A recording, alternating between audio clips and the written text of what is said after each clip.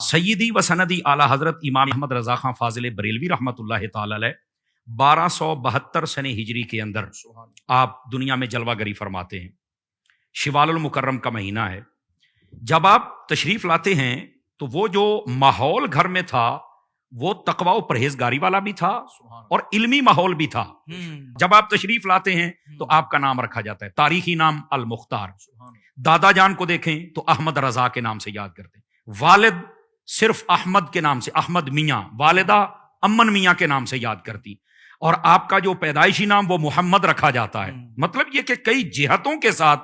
آپ کو نبی پاک صلی اللہ علیہ وسلم کے نام نامی اسم گرامی کا فیض حاصل ہے، اور میں یہ سمجھتا ہوں کہ یہ تو مرکزی نام ہے جس کو اس میں ذاتی کہا جاتا ہے، یہ ان کا فیضان۔ اور احمد کی رضا، میں اپنی محبت میں یہ کہا کرتا ہوں کہ یہ احمد کی رضا ہیں، اور پھر دنیا کے اندر اس بات کو اللہ کی رحمت نے پھر ثابت بھی کر کے دکھایا۔ اچھا، سیدی اعلیٰ حضرت صاحب رحمۃ اللہ تعالی علیہ جلوہ گری فرمائی۔ یاد رکھیں جو ابتدا ہوتی ہے نا، یہ ابتدا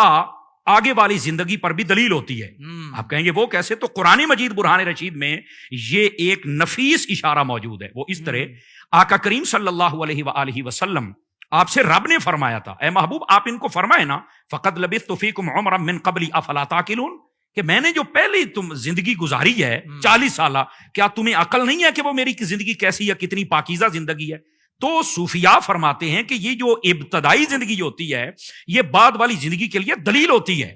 تو جتنے بزرگ ہیں اگر ان کی ابتدا کو دیکھیں، اور بالتخصیص سیدی و سندی اعلی حضرت امام احمد رضا خان فاضل بریلوی رحمۃ اللہ تعالی علیہ آپ کی زندگی کو دیکھیں تو آپ کا بچپن، جب آپ نے بولنا شروع کیا تو علماء لکھتے ہیں جنہوں نے بھی سیرت پر قلم اٹھایا ہے وہ فرماتے ہیں کہ اعلیٰ حضرت صاحب رحمۃ اللہ تعالی علیہ آپ کے الفاظ نہایت نکھرے اور ستھرے ہوتے تھے،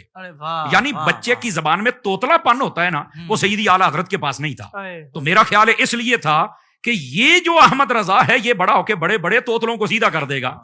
تو اس لیے ان کو ابتدا ہی سے یہ شان حاصل کی گئی۔ اچھا، سیدی و سندی اعلیٰ حضرت صاحب رحمۃ اللہ تعالی تقریباً 4 سال کی عمر ہے، قرآن مجید برہان رشید آپ نے مکمل پڑھ لیا ہے، 4 سال کی عمر ہے، اور ناظرہ قرآن مجید برہان رشید آپ نے پڑھ لیا ہے، اور پھر اتنی چھوٹی عمر میں حضرت ایسی حکیمانہ زندگی ہے، ایسے ہی تو نہیں نا اعلیٰ حضرت بن گئے، ایسے ہی نہیں بن گئے، اس کی کوئی وجوہات تھی، اور یہ میں ابتدائی بات کہہ رہا ہوں۔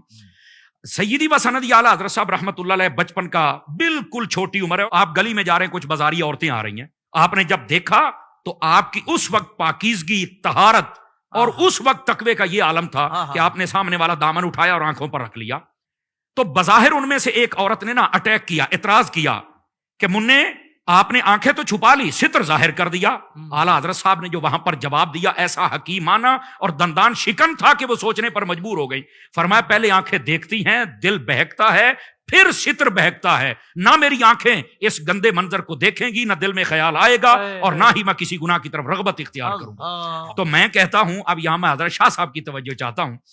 یہ ہیں ہمارے امام جن کا بچپن اتنا پاکیزہ ہے، اور کئیوں کے اماموں کے بارے میں ہم نے پڑھا ہے چھوٹے ہوتے ایک دوسرے بھائیوں کے سر میں پیشاب کرتے تھے،